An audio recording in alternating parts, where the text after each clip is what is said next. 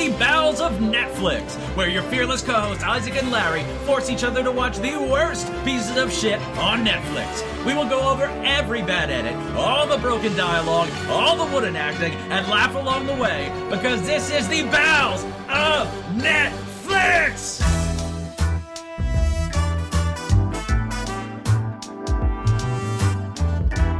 Alright, welcome to the Bowels of Netflix. I'm Isaac, and with me as always is my fearless co-host Larry. How are you doing this week, Larry? How many people do you think have looked at the Mona Lisa and thought, I would fuck her if given the opportunity? I would say at least 1 million. I had a dream about getting shot in the head this morning at 4:30. Not a joke. And while I lie awake, because I was not going to sleep after that, I had that thought. And yeah, that's pretty much been my day. Have you had that thought? No, absolutely when looking not. at the Mona Lisa? Absolutely not. It's a painting. Well, yeah, but I mean, she was a real person. You can't prove that. I think that's fairly well proved. Look, I don't believe in any conspiracy theories except for this one that I just made up, that the Mona Lisa was not a real person. That it was just Leonardo da Vinci in drag. Did he paint that? He did paint that, and it's Fuck, not him in that drag. was a guess. He's like the painter. He also invented, like, flying machines and... Is the premise of the show that I'm an idiot? I don't remember anymore. I think it's abundantly clear that we're both idiots. But speaking of conspiracy theories, Larry, I was looking at our statistics, because this is the first time we've recorded in a long while, because life happened. If you checked out the little bonus episode we had, we'll explain it all. Yeah. But we're back into this after a little while, but I was looking at our stats for the show, and we beat Osama bin Laden. We did. Go on. Because we have, at this point, almost 4,000 plays of our show. Which is more people than Osama bin Laden managed to kill during 9/11. So we beat Osama bin Laden. I'm sure he's rolling in his grave in... His grave off the coast of Pakistan or whatever. Does Pakistan have a coast? I don't know where Pakistan is on a map. It's next to India. I don't know if it has a coast or not, though. I don't either. Huh. They have nukes. Yeah, I know that. So they could have a coast if they wanted one. They just have to blow up enough stuff. Jesus Christ. That is shocking to me. That we're more successful than 9/11? Yeah, me too. Can we not maybe put it like that? Let's not compare our success or failure directly to, a horrible tragedy. It makes me feel good, though. I'm glad in this, at least in the context of this example, we've beaten Osama bin Laden. Yes, yes. I don't feel so much good as that we're winners as so much that he's a loser. Yes, we've taken whatever glory he was clinging to with his clammy, porn-filled hands. He did like his porn, didn't he? He had a lot of porn in the compound. I mean, I guess if you're stuck there, what are you going to do, right? He was on dialysis, too. Well, he had a rough go of it. Poor fella. Poor little tyke. Jesus. He was a monster. I know. I know I've asked this in the past, but you can subtract views, right? You can, subtract listens. Yes, it's called a lawsuit. I'm shocked that we have that many. For lawsuits? Considering... Yeah, there's at least 17 open. I mean, no, just the one.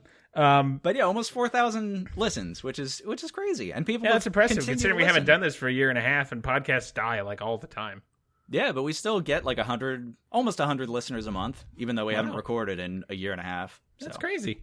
I know. I'm very excited. So if you're listening, we're back, and we're gonna continue to be back for as long as we can manage. Yeah, until one of us gets COVID and dies.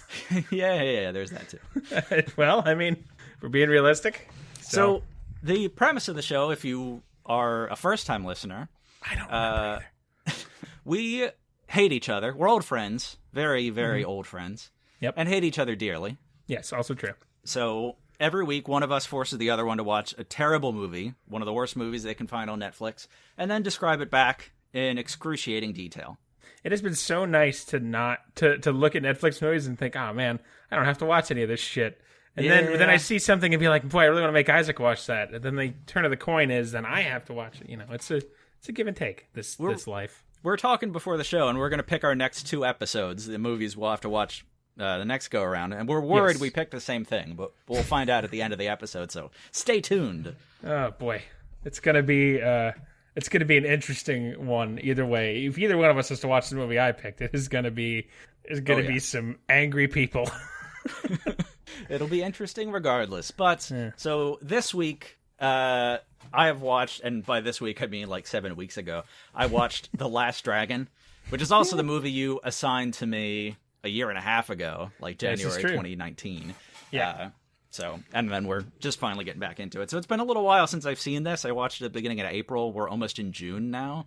Mm-hmm. So I have my notes and everything, but I might be a little fuzzy on the details. But Larry, you have a bit of a history with The Last Dragon. You were conceived to it, correct? No, I don't think my biological father ever saw it. So yes, this is for the first time on this show, which seems weird because we're just coming back to it. But I mean, people listening to this in the future are going to be like, "What the fuck are they talking about? They weren't gone, man. Whatever." But I love The Last Dragon. I absolutely love The Last Dragon. I have not seen it in a very long time, and I'm well aware that it has many flaws. Oh, it has a few. It's not. I would not say it's a good movie. I would say, personally, I would say it's a great movie. But the critic in me knows, okay, well, this is a bit of a nonsense piece. But a bit of a nonsense piece. Just a bit. I chose it for you because it is the most 80s movie I have ever seen. And if there is one thing I've known about you in the course of our, 12-year friendship, is that you hate the 80s. I despise the 80s. Nothing good came out of the 80s, and I say that fully aware that I was born in the 80s. I have a lot of self-loathing. It's a terrible decade. This is the most 80s movie I've ever seen, and I just think one of the scenes I remember pretty vividly is the VJ, the video, the main character, well, the love interest who's like doing the music video. Yeah. And it's the most 80s thing I've ever seen. And when I saw The Last Dragon was on Netflix, I'm like, well, Isaac will hate this. Very 80s. The dawn of music videos. We got a whole Rhythm of the Night DeBarge thing. Oh, my God. That goes on for way too long. It's weird. Oh, God. So that was the impetus for choosing this for you, despite me loving it. I don't know how to feel about this movie, because I wouldn't say it's a great movie, like you said. But it's an interesting movie, and it's a fun movie, but it's a terrible movie. It knows what it is, Yeah, it doesn't try to be something it's not, for sure. Mm-hmm. And it's entertaining. God damn, is it entertaining? I mean, I don't want to fucking pull the lid off too soon, but Sho'nuff. I mean, come on. Sho'nuff, it's entertaining, Larry. Fucking Sho'nuff, man. The Last Dragon came out in 1985, right in the middle of the worst decade ever. Its budget was $10 million, and it actually did okay at the box office, despite being a critical flop. It made $33 million, so it definitely recouped its budget and, some extra, 3 times the budget, basically. But definitely not a blockbuster. The ratings are actually not terrible. IMDb, it's sitting at a 6.9. And Rotten Tomatoes, the critic aggregated score is 58%, which is actually not too bad for critics for this type of movie. No, not at all. I was looking at Roger Ebert's review, and I think he said something like, this movie was entertaining enough that I wish I could recommend it, but I can't. Right, and I knew that going in, that it is a little bit, the quality we usually have in the show is much worse, but I choose this specifically because it hit a target demographic you hate. Oh, indeed. This was chosen specifically for you. There's much more to hate than to love about it, for sure, and it's a very interesting movie. That's very incorrect. Interesting. If you haven't seen this, it is definitely a very interesting movie. All right, so let's dive into it. And this it's been, it might be like 6 or 7 years since I've last seen it, because I was intending to watch it on Netflix after we did the review, because I didn't want to just end up talking about how much I love it the whole time during your episode. But it's not on Netflix anymore, so I don't have it. I didn't get a chance to get around to it, but you should rent it for $2.99. It's worth the money. I may, because I fucking love this movie. It does not have honestly, any actors everyone of should note. rent it for $2.99. This one is worth watching. We've had a lot of movies that are not worth watching. This one is. It's terrible, but it's fun. It kind of has to be seen to be believed. Oh yeah, very much so. It does not have any actors or actresses of note, right? No, not really. Like, the people have gone on to do other things, but there's no big names, no huge celebrities that Jennifer come out of it. Aniston is not the love interest. No. Okay. The love interest was fairly, like, moderately successful on Broadway. Like, she was in a few Broadway things, and again, people have been, working actors for their careers. But there were several interesting people who auditioned for the lead role, but I'll bring that up at the end of the review. Fascinating. So, yeah, we open up with an awful lot of 1980s music, which I just love, so that's a good start. And a lot of 1980s sound effects. You'll know them when you hear them. We have a muscular black man flexing and doing some sweet martial arts moves in slow motion, which, in other words, is my most common masturbation fantasy. And make sure we get just a little racist, mixed randomly into the training montage are close-ups of him eating with chopsticks. Because it's a martial arts movie. That's how they all are. I don't understand. The Far East, chopsticks. Something about that time period of, like, the early 80s to the mid-90s was just super fascinated with, like, let's put people of other races into Asian culture and teach them kung fu. Have you seen Aristocats, Larry, the Disney movie? I have not. Oh, I saw it for the first time recently. It's actually a pretty goddamn good movie, but made in 1970. Just a little racist. But there's a Chinese... Disney? There's a Chinese cat who's not politically served correct. into food? He's part of a jazz band, and he plays the piano with chopsticks and has a cymbal Chinaman hat. Fucking God. Yeah, it's bad. Good movie, though. Worth watching. So... I hear Osama bin Laden was found with Aristocats along with the porn in his fucking whatever hole he was in. I don't remember. It was one of the cat's holes.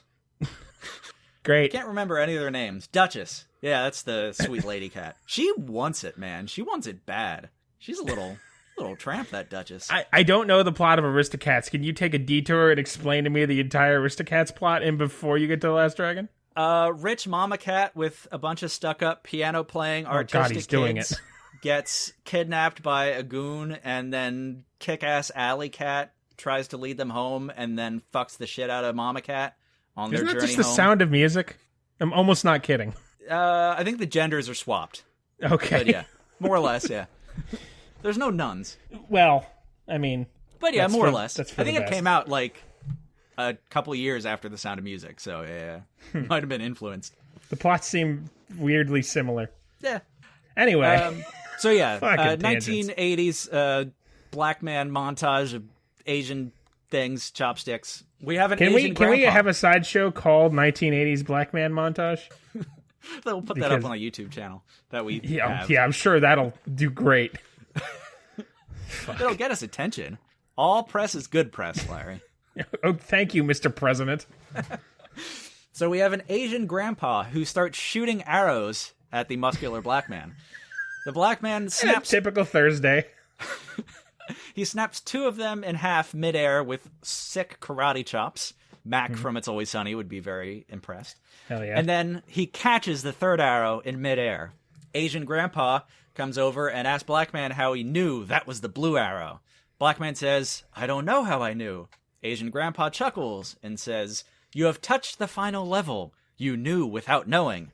Which is actually a fairly astute nod toward Eastern thinking, Zen specifically, because I was just reading up on Zen recently, and that's like what it's supposed to be. Where especially if you master a craft, it's like you don't think about doing it anymore. It's like an extension of yourself. You just do it without thinking. So they get credit on that one. They get credit. Asian grandpa releases Black Man from his apprenticeship. He says some bullshit about the Last Dragon or whatever, and gives him a quest.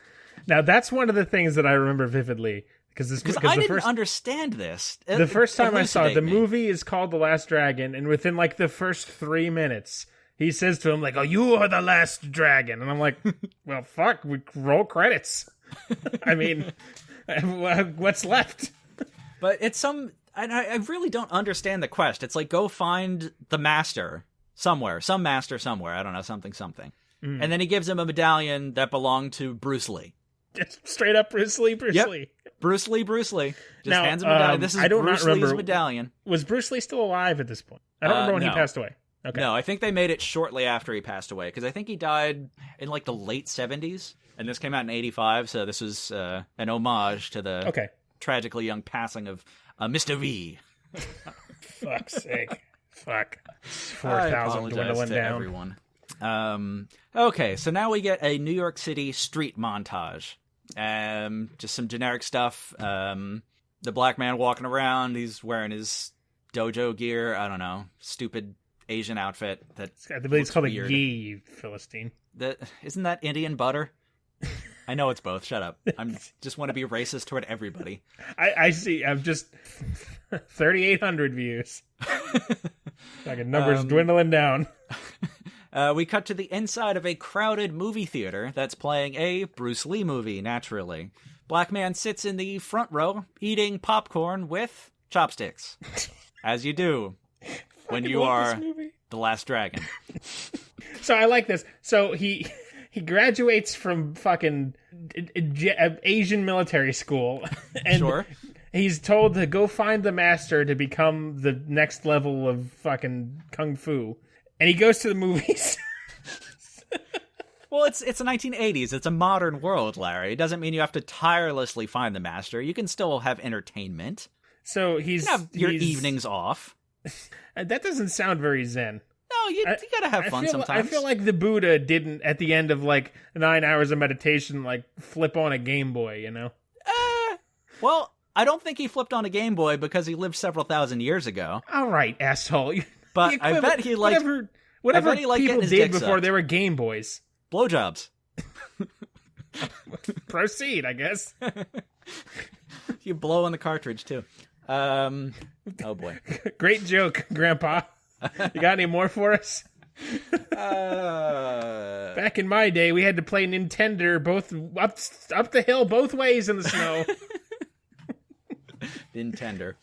Okay, so some people put a boombox in the aisle of the theater and start dancing. Oh God, I remember that. And a chubby Asian man jumps on the boombox and smashes it at the same time that Bruce Lee happens to be looking down disapprovingly from the movie screen, as if he's witnessing this somehow. It's a weird play. I don't get that, but whatever. Then we see also in the theater a Rasta man smoking a fat blunt, because why not? Sure, might as well. Now the Bruce Lee movie shudders to a halt, and in a dramatic entrance, some ghetto Mad Max goons enter the theater, followed by their leader, Sho'nuff, the Shogun of Harlem. Oh my God. Sho'nuff is an inspiration to me in the art of villainy. Sho'nuff, the Shogun of Harlem, is one of the greatest movie villains to ever exist. And this is not me being funny. This is something I actually believe. Depends on the definition of great. But in the way that both I want like capital G great, in the way that both like Albert Einstein and Genghis Khan were great, you know what I mean? He doesn't inspire fear, so I don't know if he's a great villain by that metric. I'm sorry, the fucking Shogun of Harlem doesn't inspire fear? That goofy-maced, googly-eyed motherfucker does not inspire fear. If you were in a movie theater and a man walks in with, as you said, a Mad Max wrecking crew and pronounces that he is the Shogun of Harlem, Shogun, which is a Japanese ancient military term, and demands that you kiss his Converse, and you are not afraid, you're just sitting there eating your popcorn, no, see, racistly as you do. With chopsticks, yes. I would be afraid of the meth and not afraid of the Shogun himself. Oh, so he has, like, very ridiculous hair. I haven't seen him. I did watch the clip a couple of weeks ago because I was telling somebody about it, because I tell somebody about it every couple months. It's like an afro that glitched. To throw it back to our own shit, it kind of reminds me of the one Wayans hair in the first movie you had. Yes. Don't be mean to South Central, drinking your, whatever the fuck. Sipping your juice in the hood, something like that. Some juice in the hood, something. Yeah. But yeah, just that really weird hair sticking out at odd angles. Like wacky tufts of hair, yeah. And he always is just making this ridiculous expression and like bugging his eyes out and his mouth he is contorting. The king of overacting. Oh yeah. It's entertaining. It is glorious. Glorious, I don't know. But nope, sure. You're incorrect. You're just fundamentally incorrect. We will agree to disagree. So a young child... Agree that you're fucking wrong. ...stands up to the Shogun of Harlem, Sho'nuff, and claims that black man eating popcorn with the chopsticks is a better fighter than Sho'nuff. And here's where we find out black man's name. Bruce Leroy. It's so stupid. It's so stupid. I can't, Larry. Bruce Leroy, no. But see, that's what I mean. That's why I love that. Like, this whole scene is the point where I realized, oh, okay, this movie is going to be one of the top 10 movies ever made by humans. Because, first of all, just Sho'nuff and everything about him. And second of all, just the fact that they were just calling him Bruce Leroy. They know what they're doing. They leaned into it. You couldn't make this movie now. No, we shouldn't even be talking about it. It should not have been on Netflix. It wasn't on for long. No, it was not. It was like a 45-minute window, I believe. Sho'nuff is furious that someone has said someone is a better fighter than Sho'nuff. So various people from the movie theater who are upset that Sho'nuff has interrupted the Bruce Lee movie, which that's never explained, obviously. He just, I don't know, I guess he sent a goon up to the reel-to-reel thing and whatever. Okay, so various people try to fight off Sho'nuff. One of them is a fat, bearded ginger man in a belly shirt, which is really strange to see. Sho'nuff makes short work of all of them. He approaches Bruce Leroy and delivers possibly the best line ever from any movie. And I need to use this more myself. Get up, Leroy. I got something real for your ass in these hands. I need to start using that. I got something real for your ass in these hands. Oh, man. He's so great. He is fucking... I just want... Just in the parade of villainy, I want him riding Maximus the elephant from that fucking Lion movie. Okay, so... Just the two greatest movie villains. Do you think it would be an improvement if Sho'nuff... If everything else is the same, but Sho'nuff replaces Lord Voldemort? Yeah, absolutely. Are you crazy? Voldemort's just some dickhead snake guy. Sho'nuff is a villain with charisma. I really want to see that movie now. My favorite part of the Sho'nuff presentation, and then I'll shut the fuck up, is that when he comes in, he has his goons trained to reply to, like, he's got like a call and response with his goons. Yes. I don't remember all of it, but it's like, am I the meanest? Sho'nuff. Am I the prettiest? Sho'nuff. And, just back and forth like that. Yeah. And so I just imagine, like, this bunch of Mad Max-looking 80s kung fu fighters just in, like, a busted-out warehouse while he's, like, very patiently walking them through the chants so they learn it. Yeah.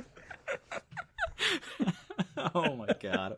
I didn't think of that aspect of it, but I guess you got to play the tape back. Anyway. Oh, my gosh. So, Bruce Leroy doesn't care that Sho'nuff's got something real for his ass in those hands. 3,500. So he casually and peacefully exits through the fire escape door. We cut to corporate big shot guy in a tux. I forget which actor he is, but he's one of those guys who's like a character actor and he's always the villain in stupid bit parts. I can see his face in my head, but I couldn't tell you who he is. He's in his, big, crazy, lavish 80s office. His dopey squeeze lounges in colorful spandex, listening to her headphones. Dopey squeeze. And that's very much what she is. She comes around a little bit, though. Big Shot's prize-fighting lead goon, who's another character actor who plays a bunch of villains, feeds a giant hunk of raw meat to a mysterious sea monster in an open aquarium.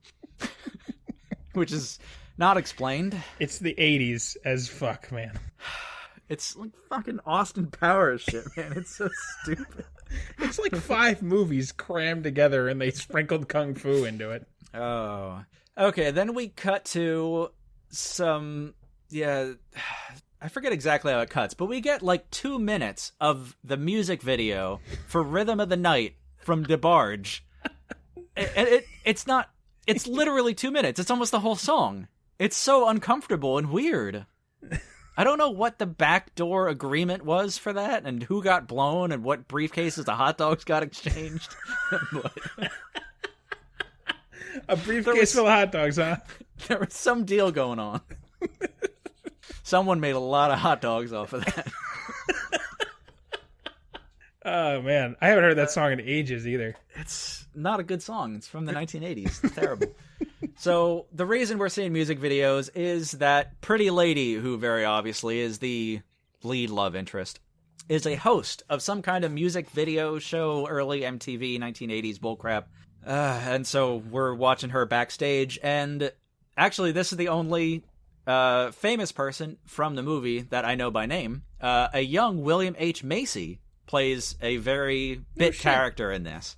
And he's just a goon, like, trying to convince her to play a music video that Big Shot once played. Mm-hmm. Which turns out is his dopey squeeze, who I'm going to call Spandex Bimbo from now on. She makes music videos. He's trying to get her famous and make money off of her. So William H. Macy is sent out to convince Pretty Lady to put on dopey squeeze Spandex Bimbo's music video. You got enough descriptors for her? Because I can probably think of a couple more. Wait till we get to the headlight boobies. Oh, God. I forgot about that. This is a 14 out of 10 movie, ladies and gentlemen. Don't listen to anything my fucking moron co-host says. Numbers don't work like that, Beard. God damn it. Okay, so Bruce Leroy and Pretty Lady see each other in the street after her show's over, and they make eyes at each other, and sappy love music plays. And then some goons try to kidnap Pretty Lady, but Bruce Leroy shows up and throws down. After he wins, the Pretty Lady and Bruce Leroy look at each other again, and more love music, and she, like, bends down to put shit back in her purse or whatever, and is like, "Oh, I can't believe you saved me, you're such a hero." And then she stands up, and he's gone. He's just vanished into the night. I missed your woman voice. I really did. The long, cold months in between recording, I missed the woman voice so It's much. a little uncomfortable to use it because of all the sexual role play that I use it with in my personal life. How is your wife? Speaking of a briefcase full of hot dogs.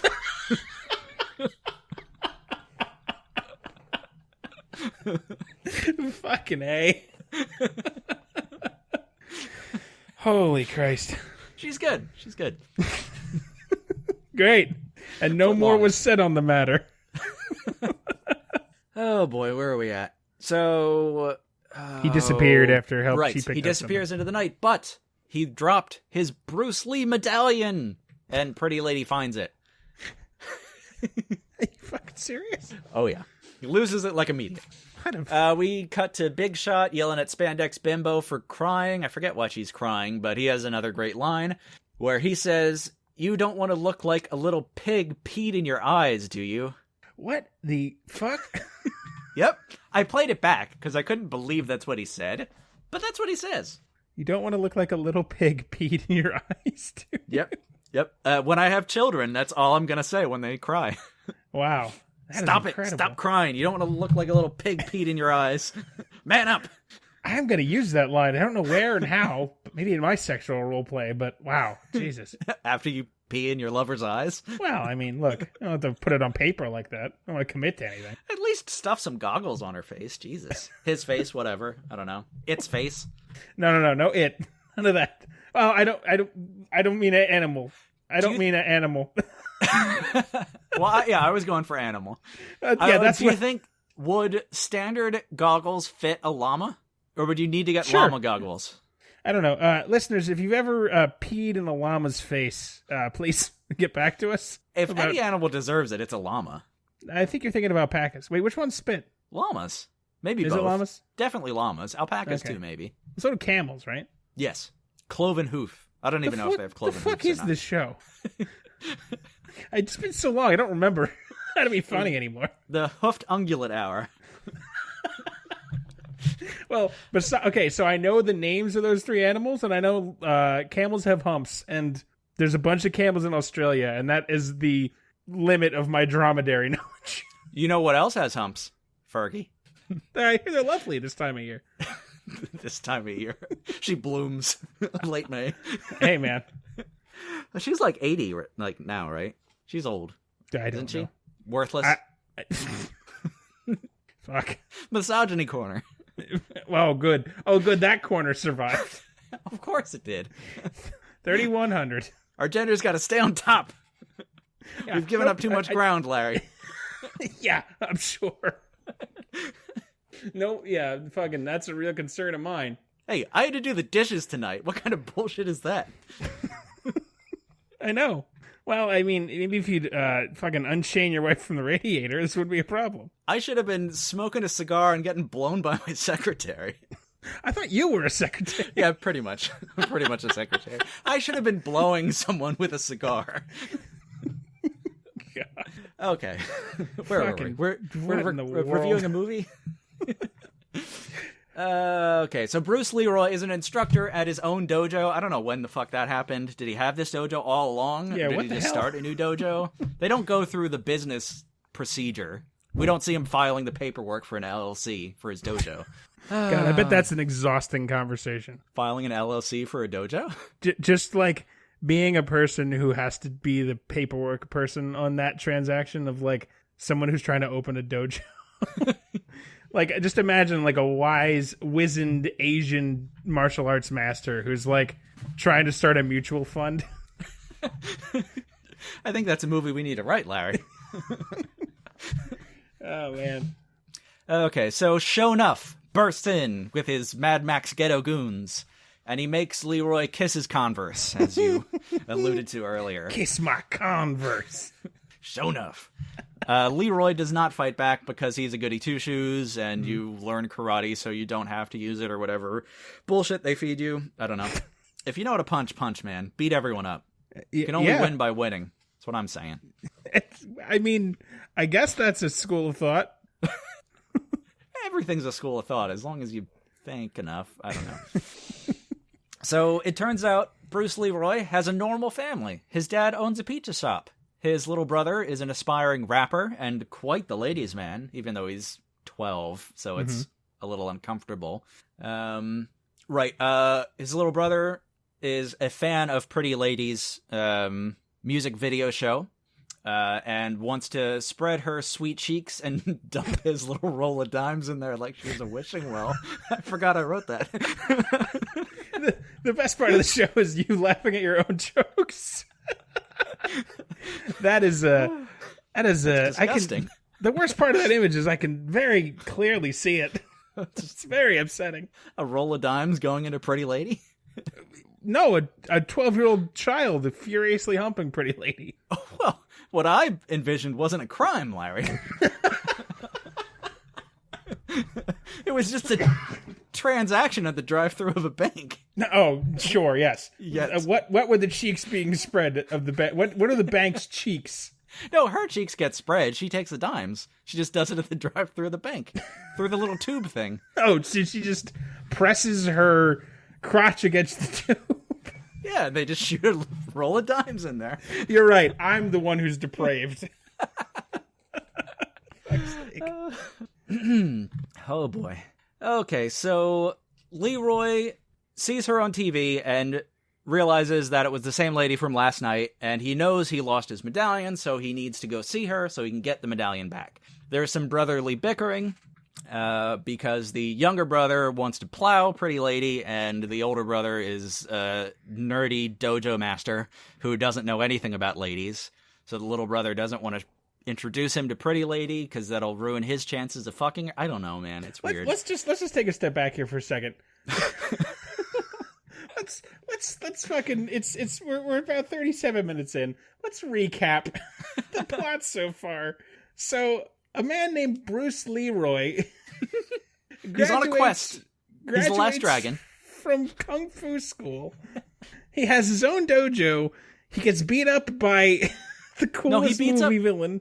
He beats up the goons. He hasn't got. Okay, oh no, okay, he got beat right. up by Sho'nuff. That's right. Okay, You're right. He didn't really get beat up, did he? He just acquiesced right away, didn't he? Or did he get beat up? I don't remember now. I think he gets a little beaten up. Okay, yeah, he just gets kind of shoved around. Yeah. And then he goes home to his, like, lower-income Harlem family? Mm-hmm. Who live in an apartment above the pizza shop, I believe. There's so many plot. Is this every 80s movie just compiled into one plot? Because it sounds like it. Yeah, I think so. Because I don't, like, until you just brought it up, I did not remember the father or brother in any way. It's like when you mix 3 puzzles together, and then you realize you dropped acid 4 hours ago and forgot about it. God almighty. All right. Oh, boy. Okay, so, yes, Bruce Leroy finally convinces Lady's man younger brother to go take him to see Pretty Lady. So, little brother dresses up like a pimp, holds a boombox, and Leroy walks down the street with his little brother on his shoulders while he tries to unsuccessfully rap, and little pimp Lady's man brother makes fun of him. We should not be reviewing this. We should not be reviewing this. I have so many regrets. They arrive at the studio where Pretty Lady tapes her show. Some goons kidnap Pretty Lady in a fake truck or whatever, I don't know. Big Shot and Spandex Bimbo at their lair where, don't forget, there's the aquatic sea monster in the aquarium. Oh, God, they make Pretty Lady watch Spandex Bimbo's music video, which is terrible, Madonna-ish, like shitty 80s music, lace gloves, and laying on a bed and titties and whatever, I don't know. Pretty Lady says she refuses to play the video on her show because it's trash, and Big Shot gets all threatening-y, and he's gonna, like, bust her skull in or whatever, but Bruce Leroy bursts in and beats everyone up, and then he dunks Big Shot's head in the tank with the mysterious sea monster. Big Shot ends up wet and frightened, but unscathed, and we don't learn anything else about the mysterious sea monster. We never see it, we just see, like, murky green water and violent thrashing. Don't remember what the fuck this is at all. Yeah, well, guess what? They don't show you. They don't show you. We don't know if it's a shark, a squid. I like guess the reveal is going to be off the snorkel? chain then. Off the chain, yeah. Well, played. God, no, not fucking Jesus. God damn it, Larry. I'm mad at myself. So Bruce Leroy has rescued Pretty Lady, and they go back to her apartment where sexual tensions build up incredibly awkwardly between the two of them, and it's unbelievably awkward because Bruce Leroy couldn't get his dick wet in a hurricane. I think I've used that joke before, but I really like it. You have. It's a great joke. Yeah. But yeah, so I forget exactly what he says, but she's definitely down for some D, and he just, like, wants his medallion back and then disappears again. I don't know. But he, like, trips over the coffee table on the way out, and then they chuckle, and she's like, oh, fuck me. Please, fuck me, I'm a woman. And record on that line. Let me just keep that for my personal use. The 80s were misogynist. Oh, I was just going to make that into your ringtone. Okay. That's just for me. That's not Play for at my the courts. It'll probably be next week sometime, by the way. Oh, great. Well, I won't attend. Okay, so now, Larry, here's a sentence I thought I would never have to say, but because of you, I have to say it. Some flamboyant fortune cookie goons antagonize Bruce Leroy on the street. Leroy seeks their master. This is the greatest thing I've ever seen. This fucking, oh my God, the fortune cookie, the whole bit with the fortune cookies. Yeah, they're just unbelievable. These Asian goons, and they're playing like cards or 3-card Monte or whatever dumb street games, and smoking cigarettes and drinking like fucking malt beer or whatever bullshit. And just harass Bruce Leroy while he comes up all innocently like, oh, can I please see your master? Yeah, it's really And why weird. is he here? I don't know. This is the quest. He needs to see the master of the fortune cookie factory to fulfill his quest from his former master. But did he get a hot tip about the fortune cookie factory? Or is he just like, yeah, that's Asian? I really don't know. I watched this movie twice. I don't know. Because, yeah, just why the fuck is he at a fortune cookie factory? It's suspiciously racist. I think the Asian grandpa pointed him in this direction, but I really don't remember. It's not clear. There's not a plot of the movie. Not really. The 14 out of 10 movie. There's no plot. Well, yeah, I'm sorry. You keep it up. I'll bump this up to a 15 like that. It's not how numbers work. So Sho'nuff and his goons bust up the family pizza shop. Of course, Bruce Leroy is not home. He's at the fortune cookie factory. They put the little brother in the trash. Mama throws some pizza dough at the goons. The goons cut off her hands. Sorry. The goons cut off her hands and feet and take her to a ghetto mafia doctor who sews her hands to her leg stumps and her feet to her arm stumps. And for the rest of the movie, she stretches pizza dough with her feet and says, "Boy, are my feet tired." If you didn't add the last bit, you could have gotten away with that. Because this movie's so ridiculous, that could almost be true. Oh, I was hoping I could have said that with a straight face, but no. You almost got there. No, not at all. Not even close. So Big Shot interviews some new goons because Bruce Leroy fucked up his old goons. You need new goons. How that works. Basic economics, Larry. Yeah, I mean, supply and demand, baby. I took macroeconomics in college. I learned all about goonology. Goonology. Speaking of the first goonology, 3 weeks of the semester. Speaking of goonology, look up our fucking short from 8 years ago. Is it just called Goons? Yeah, right? yeah. Look up on YouTube. It's called Goons. I don't know. I don't have any other criteria to find it, but I don't know how many other things are called Goons. I have to go watch it. I haven't seen that in years now. I think it holds up. It's got its moments. We definitely did not know much about editing and the economy of time. No, we don't know. We don't know anything about anything. Obviously, we don't know economy of time now because our reviews of movies take longer than the movies. We've learned nothing. If anything, we've gotten worse. We did better than Osama. I almost said Obama. Larry, they're the same. Trump said. Fuck, I knew it. Fucking reptilian motherfucker. Okay, so right, Big Shot is interviewing. Jesus, yeah, interviewing. You're all muddled up on goonology. New goons. A mustachioed bald man in furs and a dog collar. What? Snakes wordlessly? That's not right. That's a typo. Snakes wordlessly. He doesn't say anything. He throws a crumpled piece of paper at them, demanding he be paid double, and then smashes their table. And he's hired immediately. If you know anything about goonology. Yeah, and I do. I've been one. You acquiesce. You pay him double. You pay him triple. You get him on board. So Spandex Bimbo is recording her new music video. She wears car headlights over her tits and has a license plate on her ass that says "Hot for You," of course. It's amazing how before you were even born, they pull the sexual fantasy out of your head. It's really quite incredible. I'd fuck a tailpipe. And I've got ringtones for the next 5 years. Oh boy, I kind of forget the details, but there's a really intense, awkward breakup scene between Big Shot and Spandex Bimbo here, where he's just screaming misogynist crap about her being nothing and she's only worth her tits, and it gets intense. For about 30 seconds, it seems like, what? This does not belong in this movie. This is uncomfortable. This should be in some fucking angry movie that Raging Bull Clint Eastwood directed, or I don't know. It's not a light 80s comedy about fucking Afro ninja. What is happening? I don't know. You're losing it. And it's great. It's great to see. So Pretty Lady takes Leroy to her empty studio.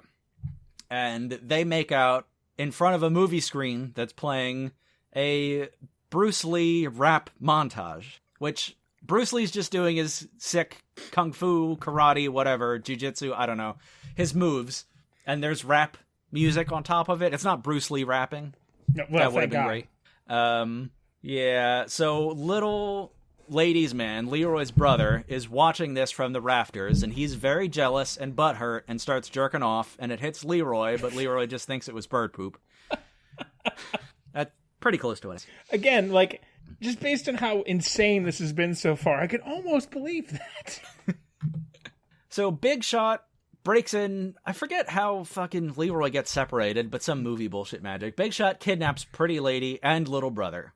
And Leroy, where the fuck does Leroy even go? Does he just, I think he just leaves. He just keeps vanishing out of shots. I have to go on a quest. Because he disguises himself. This is another series of words I never thought I would have to string together, but here we are. Thank you, Larry. Leroy disguises himself as a pizza delivery man and sneaks into the fortune cookie factory. He plays hopscotch and drinks liquor with the fortune cookie goons. He demands to see their master to complete the quest from his former master. But the leader of the fortune cookie factory is, drumroll, some dumb guy. A fortune-writing robot. Larry, you fucking ass. 14 out of 10. 14 out of 10, you son of a bitch. It's the master he was supposed to seek was a fortune cookie writing robot. Again, like... Not a joke. Not a joke. Oh, yeah. But literally, yes. Fortune cookie writing robot is in the movie. That's who's in charge of the fortune cookie factory. A prophetic fortune cookie writing robot. But if you take it as a Zen parable, it's more saying... There is no master. You are the master of your own destiny. Kind of bullshit. I don't know. Something like that. Whatever. My favorite Sound part of of one this, hand clapping. My favorite part of this whole show is you trying to justify these choices. The person who wrote this movie had definitely read The Way of Zen by Alan Watts. I'll just say that. Or The Art of Zen. I don't know. Zen something. I was going to say, have you read The Way of Zen by Alan Watts? But it sounds like you may not have. I've read whatever that book by Alan Watts is. I just don't remember what it's called. But I remember there were words in the middle. Zen and the Art of Motorcycle Maintenance. No, it wasn't that one. It was Everything Zen by Bush. Good old Gavin Rosdale. Zen master. Fucking Jesus Christ. Gotta use that philosophy degree somehow, huh? Yeah. Hey, I don't work at a grocery store anymore. I'm moving up in the world. You're doing better. I'm a secretary. Oh God! Oh. At least the melons were. I don't even have a follow up. You went from melons to blowjobs. Oh God! 2,800. Oh, if I wanted to work with melons, I'd be Dolly Parton's personal assistant. Hey! Did you know Dollywood is an actual amusement park? Yes, I didn't know that. I didn't know that. I've okay. I haven't been to Dollywood, but I've been to the town it's in. I every time I heard Dollywood, I just thought it was Dolly Parton's home, like Graceland, basically is where Elvis lived. It's an awesome amusement park. It's a good amusement park. My wife's been there a bunch. It's good. They have good roller coasters. I learned that 2 days ago, and my mind was blown. Dolly Parton is fucking awesome. Actually, I need to listen to more of her music. But she's very clever and dedicated and crafty, and has done a ton of stuff for her hometown. Pigeon Forge, I think, is her actual hometown. But where she's given tons of people jobs, and Dollywood is the biggest employer in the whole county or something like that. So thousands of people have jobs because of her in her little rural area of Tennessee. I don't really know anything about her at all. So. She's awesome. It's like Willie Nelson, where you think, country, whatever, fuck it. But you actually get down to it, they're both pretty cool people, and their music's actually better than you think it should be. Jolene is a goddamn good song. Jolene is a great song. Yes. Okay. God. What do we do on this podcast? This is the Dollywood. The Melon podcast. The Dollywoodies. I don't fucking know. Just talk about the 80s. Every day. Oh, boy. Some dumb guy, fortune cookie. Right. That's it. Big. I believe we were talking about a fortune cookie, a prophetic fortune cookie robot, if I'm not mistaken. Yeah, so Bruce Lee realizes there's no master. Bruce Leroy. Thank you. Oh, anytime. I couldn't have lived with myself if that error hadn't been corrected. Oh, my God. So, yeah, he figures out there's no master. I don't know. His old Asian grandpa was fucking with him the whole time. He's got to deal with this on his own. Fuck, stupid. Hero's journey. Whatever. I can't anymore, Larry. So back at the studio where the show is filmed, where Big Shot and his various goons have Pretty Lady and Little Lady Man brother kidnapped, Bruce Leroy shows up again. He goes on stage. Pretty Lady and Little Brother are tied up together on the floor behind the control console where Big Shot and Goon are. Big Shot projects himself onto the screen on the stage in front of Bruce Leroy like he's the Wizard of Oz, and there's a weird zooming in on his face, and he laughs maniacally. It's strange, very strange. And then all of the newly hired goons, of which there is a plethora, One of them is, of course, the mustachioed bald man in furs who does not talk and is paid double. Don't forget Goonology 101. They appear, and they all gang up on Leroy. But, wait, at the last minute, all of the students from the dojo appear and have a good old-fashioned dojo v-goon throwdown. How can you not love this? You've got what sounds like a eclectic mix of foreigner goons against a bunch of scrappy Harlem dojo youth? What, do you just hate being alive? Do you hate the sound of wind in the trees? So, is this movie better than Schindler's List? Define better. What is better? Let's break it down. What is the letter B? More culturally significant. No, I mean, cultural significance is probably Schindler's List. God, I've told my Schindler's List story a million times, haven't I? I don't remember it. I came into it hard as fuck, thinking like, this is gonna be fine. I'm a badass, and that's a bad movie to jerk off to, Larry. Come on. No. No. Don't even. We're dropping listens like by the fucking bucket. No, I came into it. Hey, you said it that way. I did, didn't I? Fuck. I came into that movie hard as fuck. I meant hard like Sho'nuff. My idol.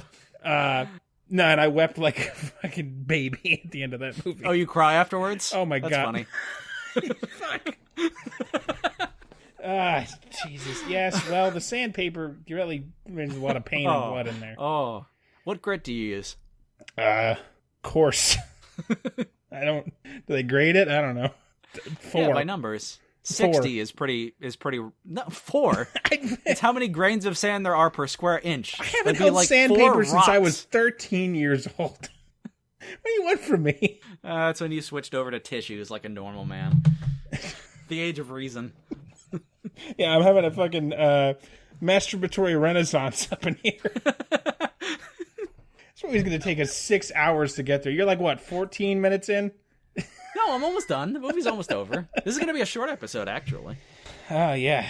God. Okay, where are we? Larry just jerked off with sandpaper to Schindler's List and cried afterwards. I deserve that. All right, I'll put that on the record. Okay, so yeah, Throwdown, Dojo, v Goon. Little brother ladies man uses his sick dance moves to escape his binds, of course. Big Shot sneaks off with Pretty Lady, and the littlest dojo kid, who I think was Asian, but I'm not sure if I'm just being racist. He kicks the most butt, obviously, which makes sense. I really don't remember if he was Asian. I didn't write it down. In the review, you've only mentioned the school like one time. Do these kids like show up more than just those 2 scenes?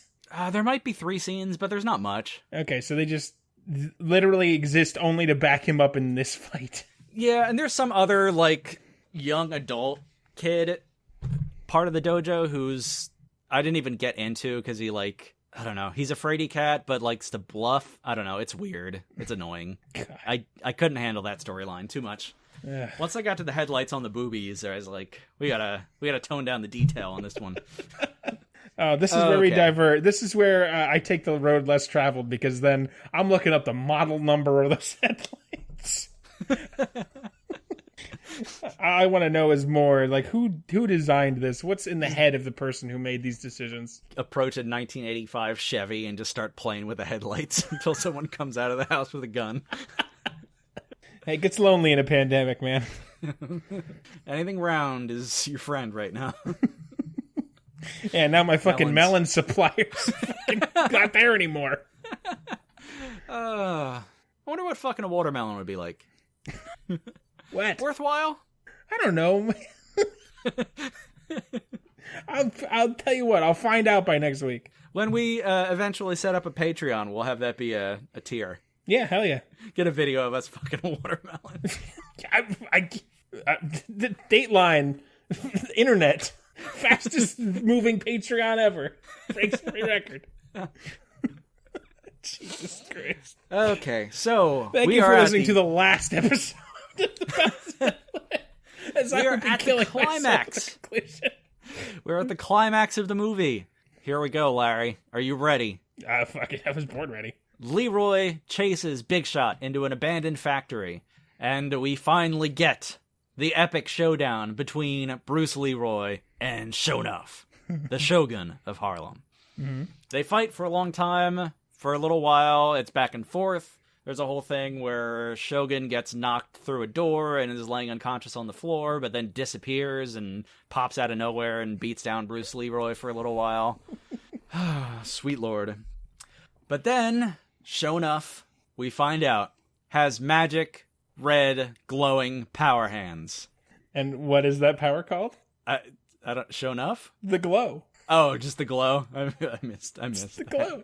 So, this movie, I don't remember if they play it in the beginning, the end, or in the middle, but it has a theme song, and I've listened to it, I want to say 1,000 times. God, you sick freak. And the key lines are, you are the last dragon, you possess the power of the glow. Because the magic power that these men have is called the glow. Is that akin to a post-coital glow, would you say? That's a pregnant glow. So Sho'nuff, the male shogun of Harlem, has a pregnant glow in his hands? Yeah. I mean, he's not pregnant. He just has the glow of... Listen, you never heard someone describe a pregnant woman as glowing? Yeah, that's usually because they've been near Chernobyl and they're radioactive. Well, maybe Sho'nuff was. You've seen his hair. Fair enough. Fucking what is this? 2200. So Sho'nuff has the glow, red magic power hands, and he starts beating the shit out of Bruce Leroy. And to my memory, it is a terrible effect. Oh, yeah. No, it's 1985. It's the worst special effect I've ever seen. This was the like Tron era, where like Tron was cutting edge computer graphics. This was probably some guy with a magic marker just drawing on the film itself. Oh, it's so bad. That is not a joke. It's like in every scene you can see it's not even really around his hands. No, yeah. It's sloppy. Sloppy as fuck. Great. Like fucking a watermelon sloppy. Oh, sloppy. There we go. That's what it's like. Answered your own question. So Bruce Leroy is getting beat down, and Sho'nuff, as he's about to finish him off, asks him who the master is. And Bruce Leroy is, of course, supposed to say, Sho'nuff. But Bruce Leroy realizes, finally, that he has been the master all along. And his hands begin to glow yellow. And the ensuing beatdown on Sho'nuff is epic and conclusive, and Sho'nuff is vanquished by the yellow glow of the last dragon, Bruce Leroy. Yes. 14 that is what out happens. Of fucking 10.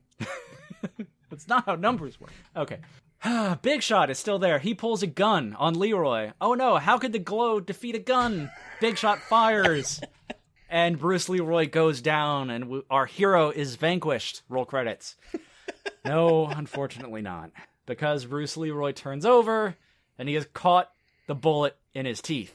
Yep. And then Big Shot, who still has the gun, just fires 5 rounds into Leroy's chest, and then the credits roll. That's how that movie should end, but Leroy actually strings Big Shot up in some chains or whatever, and the cops show up while Bruce Leroy disappears mysteriously into the darkness, and Pretty Lady's hairdresser shows up and says, oh my god, where were you? We need to get you in hair and makeup right now. You're on in 5. And he is a stereotypically gay 80s, yes, AIDS is happening character. So, that wasn't me.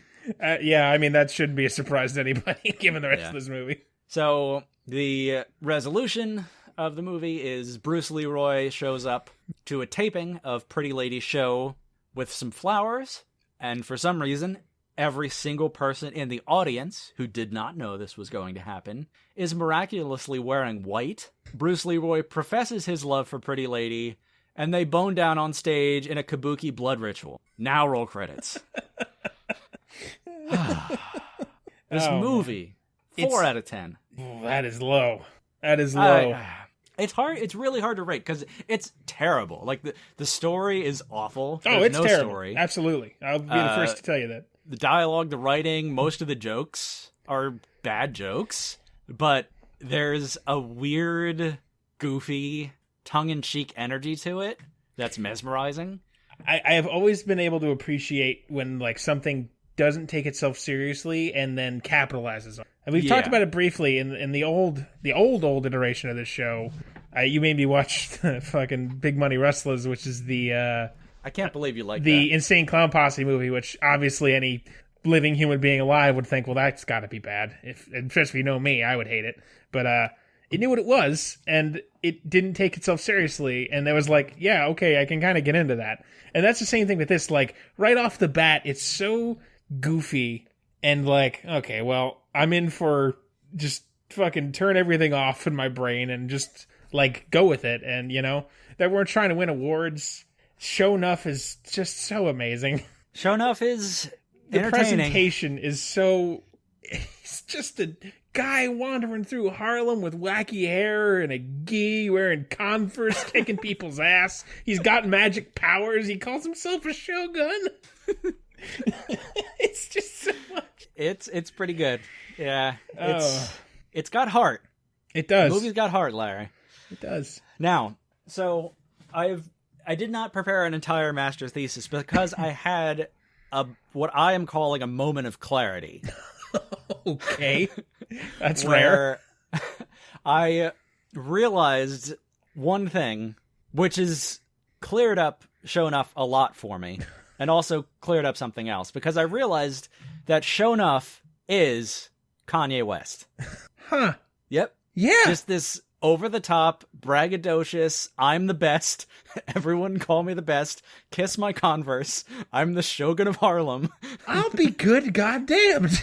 That is absolutely right. Sho'nuff is Kanye. So yeah, if you like Kanye West, he's the villain of an 80s movie. Sho'nuff was there first. I'll be damned. That is very accurate. Moment of clarity. That is a moment of clarity. Yeah, because I mean, like, Bruce Leroy's nothing. I didn't remember the joke or the name or anything about him until you brought it up. Because, like, I only remember a couple of things from this movie, even though I remember absolutely loving it. But I remember all the Sho'nuff stuff and the glow and the beginning with You Are the Last Dragon. And, like, the music video stuck with me for some reason because it's so 80s. It's so bizarre and awkward and, like, we've got to put the entire decade of the 1980s into this one shot. Yep. Thanks for that again. And the fortune cookie machine, because that's just too Some rich. dumb guy. It's just too rich. Now, about Leroy Green, there were 3 actors that you will know by name who desperately auditioned for the role of Leroy Green, but did not get the Leroy part. Green? That's Bruce Leroy's name. Oh, okay. Yeah. That's his official name, Leroy Green, but they call him Bruce. I don't know. Okay. All right. 4 out of 10. 2 out of 10. Terrible movie. 0.4 out of 10. Jesus Christ. So, the people who auditioned for Bruce Leroy. Lawrence Fishburne. Whoa. Oh, Jesus, Neo. Wow. Denzel Washington. I need to see that version. And one Mr. Wesley Snipes. I need to see Denzel Washington as Bruce Leroy. Oh my God. They should remake it with Denzel now. Denzel, and then Sho'nuff as Samuel L. Yeah. I think Wesley's... I forget if it was Lawrence Fishburne or Wesley Snipes, but one of them was also auditioning for Sho'nuff. Well, that casting And is Leroy. perfect. I don't know who the fuck that guy is. Hopefully He's one of those other guys he's been in other things. Like, he's had a career He as has an kind of a actor. face, that I can... But he does not have a swanky mansion in Malibu. No. He probably has a small apartment, but he's living made a living as an I think actor. he lives across the street from me. He's got that 85 Chevy that you're Yeah. going to go play with after this. Right. He just reassembled the car from the set. Guys, I'm guessing, It's just the headlights and the license plate on a skeleton. Oh, man. That does sound like if a sexual partner of mine strode confidently into the bedroom wearing headlights and a license plate. Yeah, all right. Yeah, sure. I'll go with it. Anyone striding confidently into a bedroom willing to boogie, I'm not going to say no. What if it's me striding into your bedroom? Are you exuding confidence? Of course. I do everything with confidence. Well, then take me. I'm yours. All right, well, I'll be there at 8. No is not a word often used in my vocabulary. I expect you to be well dressed. I thought you were going to say well lubed. Well, we won't need that. Oh, yeah, that briefcase full of hot dogs. Jesus Christ. Oh, man. This is going to take some getting used to again. It's been a long Frozen or thawed? Thawed. I don't like the cold. I don't want a cold. I'm worried it would snap off and get lost. Yeah, probably.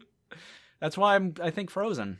Who cares? That's a whole designed for getting rid of things. I guess it's more of a risk of losing a piece of food in a vagina than a butthole. Yeah. Yeah, okay, fair enough. And I don't think I have a vagina. I have to borrow one. If I have one, I haven't found it yet. You've had enough time to look for it. I would imagine. I can't really reach the small of my back, so I can't say for sure. Jesus Christ. What the fuck? Why are we allowed to do this? Why haven't we been arrested yet? It's a matter of time. Oh, God. Well, it only took us a year and a half. We finally got through the last track. Yeah, it wasn't a walk in the park, but I've definitely seen worse movies, so yeah. I watched it twice willingly. I sat the missus down. I pulled her up from the radiator in the basement and let her have a movie night. It's so it's weirdly captivating in its nonsense. Yeah, very, very much so. But speaking of weirdly captivating, I think we should get into what movies we have coming up for the next two episodes, episode 39 and episode 40, and see if we have finally overlapped. Because we've always worried we were going to do it. And it's going to happen one day. This one, I don't know. I'm a little concerned. So a little bit. How should we do this? I don't know. We don't think we ever established how we were going to decide who goes first. I guess Who's got a bigger wiener? Well, let me get the fucking magnifying glass. And I need a microscope. You go first. You win. All right. Well, I would. So this is a movie I did not know existed until pretty recently when we talked about doing this again, and I had to look through because most of my queue of bad movies was gone. So I don't know how familiar are you with superhero movies, Isaac? Not much. Okay. I've seen me some Dark Knight. I've seen me a couple Spider-Mans. I haven't really watched much of the Marvel. Okay. So when you think of like superhero movie actors, like what are some of the names that come into your head? Just throw me some off. Christian Bale, George Clooney, Sure. Tobey Maguire. George Clooney? Oh yeah, he was a Batman, wasn't he? Yeah. He was a Batman. Oh boy, you are out of the loop. Chris Hemsworth. That's very good. Very good. I'm very proud of you. Scarlett Johansson. Yes, that's very good. You knew that Crisp one. Rat? Don't try to pretend you were reaching for that one. Crisp Rat is a superhero. Yes, very good. I'm very proud of you. Batista. I noticed you didn't say Tim Allen, and that would be a mistake because Tim Allen was, in fact, in a superhero movie. And that This isn't Galaxy Quest, is it? Because that's a good movie. No. That movie is called Zoom.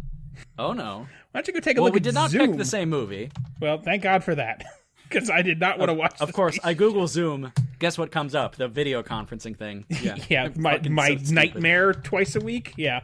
Zoom Tim Allen. Oh, he's just in a Zoom meeting where he's jerking off. That's uncomfortable. A 2006 film. Ooh, that poster. Oh, there's children in it? No, why? Why are there children in it? There's some names in this thing, man. Oh, Courtney Cox? Chevy Chase? Ew. What is this? Why don't you read us the description there? Where do I read the description from? I'm confused now. Fuck's sake, when's the last time you used Netflix, you Philistine? Oh, I'm not even on Netflix. I was on Wikipedia. I'm dumb. Do you know what the show is we're doing? The bowels of Wikipedia. That's a much more Oh interesting... man, I gotta sign in now? God damn it. Fuck, what's my sign in? Oh shit. I do not think this is a joke. The look on your face is pretty panicked. Shut up. Hold on. Oh no, I opened the wrong file. Damn it. God damn. You opened Bear Share. Netflix. Hold on. Okay, that's my password. I'm gonna pass out. Shut up. It's been a long time, Larry. It has. It really has. What's my name again? Nobody likes you when shut you're up. 23. It's Stop playing the audio. previewing things. God, I hate Netflix. Stop it. It's... Welcome to Two Old Men Can't Figure Out Technology. He works for a tech company, and I sit at a computer for a job all day. ZOOM. Enter. It's like, No, it's just playing. How do I get the description? Netflix is different now. I don't like it.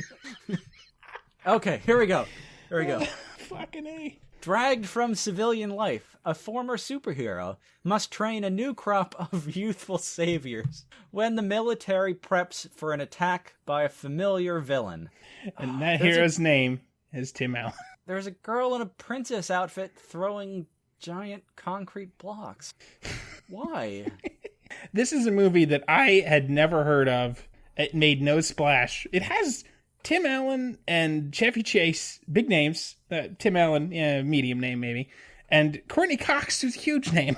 And there's like... Very much so. Some of the kids are familiar to me as well, but I couldn't place them. Is the one... I don't know if it's a kid or not, because it's like a teenager, but is that one chick Rose Lily from whatever the fuck, Game of Thrones? I think so. I think there is a Game of Thrones character in it. I'm not watching the trailer. You know nothing, Jon Snow.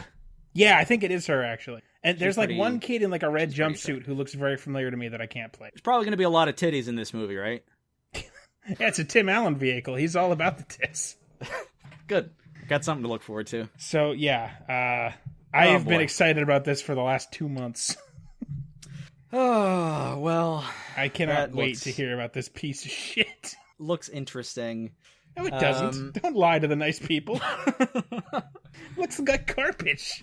Now, I'm nervous about this movie. There's a husky boy in it, too. Oh, boy. There is. I wonder what his superpower is. Does he fart and fly with his farts? That's the I bet only that's it, thing isn't it? fat kids do in movies, is fart and be bouncy. That's their only thing in any movie. I really want to go to a casting call for Fat Kid for generic movie. Just See how many of them can fart and bounce? no, just to see a line of fat, sad little kids who want to capitalize off their misery. Like I couldn't. I know. We could have been those kids very easily. I tried to be a model, and my mom was like, "No, I don't want to stand in line. Fuck you and your dreams." It's like, "Mom, I want to wear some Hanes underwear and get paid for it." Thank God you guys weren't religious and go to fucking church with that attitude. I have a checkered past. Okay. So your movie is definitely not Zoom, and Thank God. you're going to be, I think, a little upset at me. No. For this one. It's a horror Are you familiar? movie. We brought him up earlier. Are you familiar with a Mr. Marlon Wayans? Oh, God. We've dealt with Mr. Marlon several times. Don't South Central Juice Hood, whatever. Hot Chicks and Naked was White the Chicks. most recent one. Well, White I Chicks. watched White Hot- Chicks yeah. and Naked. Naked. And I did the juicy one. When I was telling some friends of mine on Discord that I was going to do this show again, and people were saying, "Oh, they'd never heard of it. What do you guys do?" And I was describing it, and I was talking. I used Naked as the example because I hated it so much. God damn it! All right, what do you fucking got, you piece of? So it's called Sextuplets. Oh fuck! I saw this. It's like he's 6 people, isn't he? Yep. You don't just get one Marlon Wayans. You get 6. Why are you like this? Who hurt you? The priest, like you said. When a dad-to-be learns he's actually a sextuplet, he sets off on a wild journey to meet his long-lost family. Marlon Wayans stars as all 6 siblings. That's in the description. That's the selling point. Yeah. Oh, and of course he's a woman with gigantic tits. Of course. How could he not be? Oh, Come on. You know better. Oh, God, I think he's in whiteface again. Oh. That's... See, I think White Chicks came out in 2004, so you could almost excuse a little white face. But these days, I don't know, man. I can't tell. I was looking on my phone. It's very small. We'll It see. might not be, but... Well, we're going to find out in just in a couple short weeks. Or actually, Next week. next week. Next week. That's right. Yep. Oh, you poor man. Right into weigh-ins again. Right in. It's every time we restart this fucking show, it's just right back to the weigh-ins. From whence we were born, we shall go to grave. I don't want to slip back into the womb, Isaac. It's an odd way to put it. I think watermelons are on sale at Wegmans, Larry. Well, great. That's great. Well, it's funny because you've given me the epitome of generic black person humor, and I've given you the epitome of generic white person humor. I think point. Tim Allen's is the white version of Marlon Wayans. Tim Allen, whatever. I don't fucking care. Al Timon. Hey, he's Buzz Lightyear. What's that? He's Buzz Lightyear. He's a hero. He's a superhero in Zoom, too, which is what I know him from. I haven't seen Zoom. You haven't seen Toy Story? Of course. You know he's Buzz Lightyear, right? I don't care. He's just a voice. Larry. He didn't write Toy Story. I didn't realize how popular He didn't animate Toy Story. Yes, he did. My favorite fact about Tim Allen is that I used to listen to a podcast with Andy Dick, who was one of the world's worst human beings. Oh, yeah. And he drunkenly revealed that he was in an AA meeting with Tim Allen. And the host was like, you can't fucking say that. It's an Alcoholics Anonymous. You're like, we were in his house. It wasn't that anonymous. Oh. Andy Dick is quite a piece of shit. It's just amazing that he's not been murdered yet. Give it time. He's still young. Yeah. No, he's not. He's in his 50s. Oh, boy. Great. Well, I'm so happy that we're fucking doing this again. I'm so fucking happy that I get to watch another Wayans movie. Great. It's going to be a fun couple of weeks. So, no, it's not. What housekeeping? Email us at bowelsofnetflix@gmail.com. Give us your thoughts. Send us some movie suggestions. Let us know how we can improve the show. Let us know how much you'd pay to watch us fuck some watermelons. And we'll get that rolled out as soon as possible. Your answers will determine the price point on Patreon. Yeah, well, we want to take a poll first. We'll, sign up for the email list we don't have, and we'll send you a survey. Yeah, I'm sure we'll get thousands of responses. But we have a Facebook thing and a Twitter thing, so you could go to those. Bowels of Netflix. I don't know. You can find it. You're smart enough. Smarter than you, apparently. Oh, God, I just burped a lot. Oh, I don't feel well. I'm still looking at... I gotta minimize this Zoom screen. I don't want to look at Tim Allen standing next to a fat little boy. I'm gonna make a prediction. Belly like a bowling ball. I'm gonna make a prediction right now that Tim Allen makes at least 2 Home Improvement references. Oh, no. Well, what else does he have? Buzz Lightyear. Buzz apparently. Lightyear, you asshole! God damn it. I guarantee you, he makes no The Santa Toy Story Claus? references. The Santa Claus. He isn't Come on. the Santa Claus. I've never seen those. He is Santa Claus. He's not just in the Santa Claus. I didn't know you were Tim such a... Allen has been Santa Claus Am for I like learning? 24 years. Am I learning that you have a weird secret love of Tim Allen? Have I been played? No. You're doing a lot of defending of the man. He's not been like a TV father to me. God damn it. He really hasn't. I don't know. Don't let this backfire on me. Zoom looks so bad. It's got like a 17%, I think. Ooh. Yeah, I'm sure I will love Tim Allen in this vehicle called Zoom. Young up-and-comer Tim Allen. He's going places. I think he just took that deal for craft services. All right, I'll do the movie. Just pay me in a briefcase full of hot dogs. And a watermelon. Sweeten the deal. He's just in his trailer fucking the watermelon hole with a hot dog. I just imagine that he's got like one of those drills he used to drill a hole for ice fishing. Oh, God. Fucking All right, well, on that note, we will see you next week. Thank you so much for listening. Make sure to survive. Yeah. One more week. Thanks for sticking around. Weeks. Yeah. We'll give you some more entertainment. We'll suffer more for you. That's what we do. We'll fill your ear holes with shit. Wash your hands, wash your dick. Hide your kids, hide your wife. We'll see you next week. We love you. Smell you later.